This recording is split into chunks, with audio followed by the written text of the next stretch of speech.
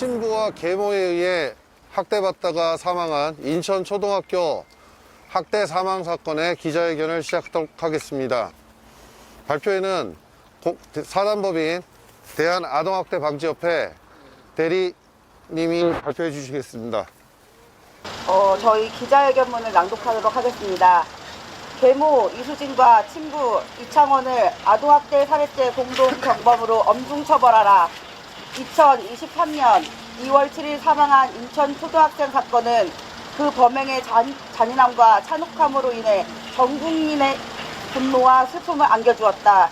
계모 이수진과 친부 이창원은 홈스쿨링을 핑계로 피해 아동을 학교에 보내지 않으면서도 교육은 뒷전으로 한 채 가사도우미처럼 부려먹었으며 신음을 하여 쓰러지는 등 고통스러워하는 모습을 홈캠으로 지켜보며 피해 아동이 사망에 이르러도 어쩔 수 없다는 마음으로 방치하였으며 계모 이수진은 피해 아동이 잘못을 사과함에도 피해 아동을 밀쳐 피해 아동의 머리를 바닥에 부딪히게 살해하였다. 이에 선량한 국민들은 충격과 분노를 이루 감당할 수 없으며 검찰과 법원에 다음과 같이 요구한다.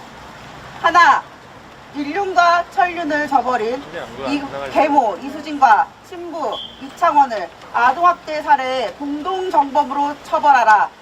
두 피고인은 서로 공모하여 피해 아동에 대하여 아동학대 범죄를 상습적으로 자행하였으며 이 결과로 인해 피해 아동이 사망에 이르렀으므로 두 피고인은 모두 아동학대 살해 공동정범으로 처벌하는 것이 마땅하다.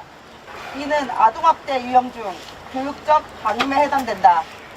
이에 대해서도 기소하여 그 죄를 엄중히 물어야 할 것이다. 2023년 4월 13일 사단법인 대한아동학대 방지협 회장 및 회원 일동. 면접교 사건이 이행되지 않을 시 보다 강력한 처벌이 이루어질 수 있어야 합니다. 아이를 만났다는 학대 상황을 알 수 있었을 텐데 한 번이라도 볼 수 있었다면 이런 일을 막을 수 있었을 겁니다. 삶의 희망부터 없는 저는 이제 제 아들 옆으로 갈 수만 있다면 애완이 없겠습니다.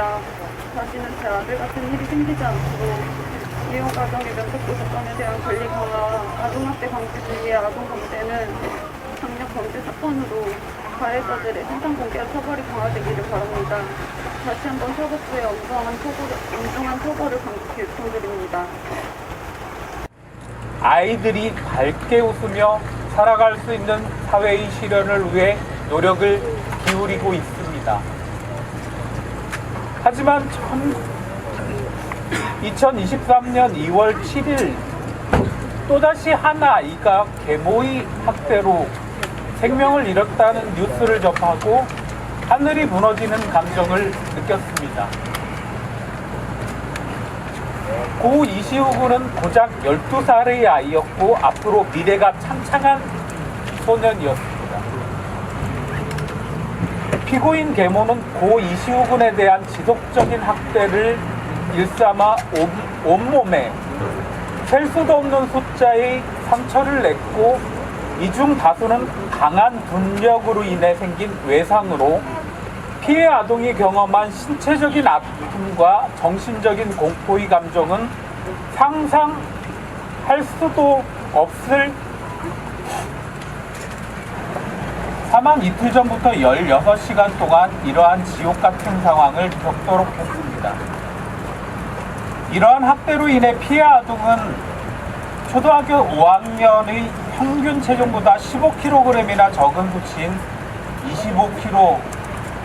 25.5kg 정도의 몸무게에 불과했습니다. 이 정도 몸무게는 이 나이 또래의 아이 100명 중에 적은 쪽으로 세 번째 안에 속하는 정말 굉장히 오랫동안 굶주렸다는 것을 알 수 있는 몸무게입니다.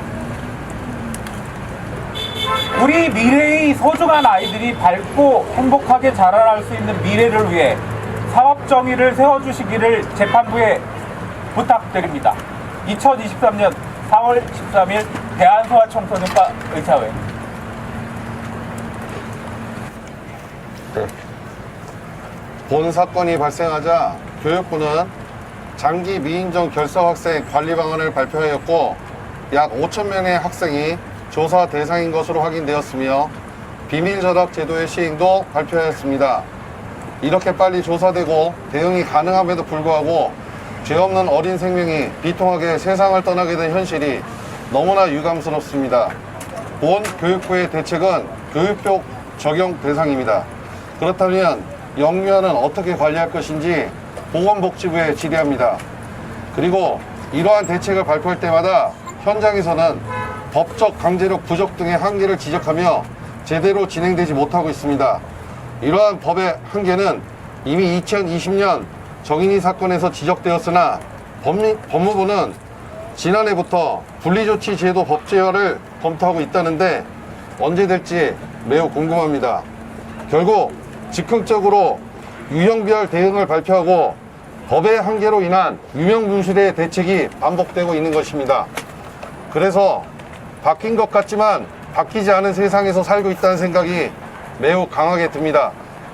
아동학대자의 공통된 행동을 살펴보면 피해 아동을 외부에 노출시키지 않는다는 것입니다.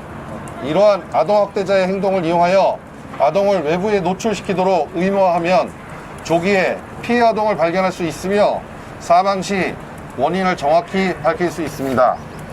그래서 아동을 외부에 노출하는 방안을 제안하고자 합니다.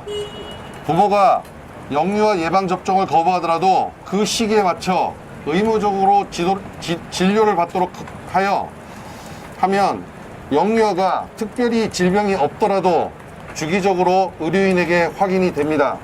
의료 기록이 존재하는 경우에만 보육수당을 지급하고 의무 진료를 거부하거나 의료 기록이 전혀 없는 경우는 영유아를 직접 확인해야 됩니다. 이것은 기본적으로 모든 영유아들의 성장, 발달, 건강에 대한 귀중한 통계 자료로 축적되고 활용될 것이며 조기에 위기가정과 아동학대를 발견하고 아동학대자에게 부당하게 지급했던 보육수당의 낭비를 막을 수 있을 것입니다. 영아살해죄는 1953년 형법 제정 당시 6.25 전쟁 직후라는 특수한 시대 상황이 반영된 것으로서 현 시대와 맞지 않습니다. 국가는 취약 부모의 사정과 이유로 자녀의 양육을 포기하지 않도록 대안을 마련하여 안전한 출산과 양육 환경을 보장하고 부모가 그 자녀와 함께 기꺼이 살아갈 준비를 할 수 있도록 지원해야 합니다. 아동의 이익이 최선으로 고려되어야 한다는 유엔 아동 권리 협약과 아동복지법의 기본 원칙에 따라 피해 아동의 입장에서 공범 여부를 가늠하여 기존 해석의 틀을 넘어서 법의 한계를 극복하여 친부를 공동정범으로 엄벌해 주시기를 간청드립니다. 이창은 하면 살인 공범, 이수진 하면 사형. 이거 3번 할 거예요. 자, 시작. 이창은 살인 공범.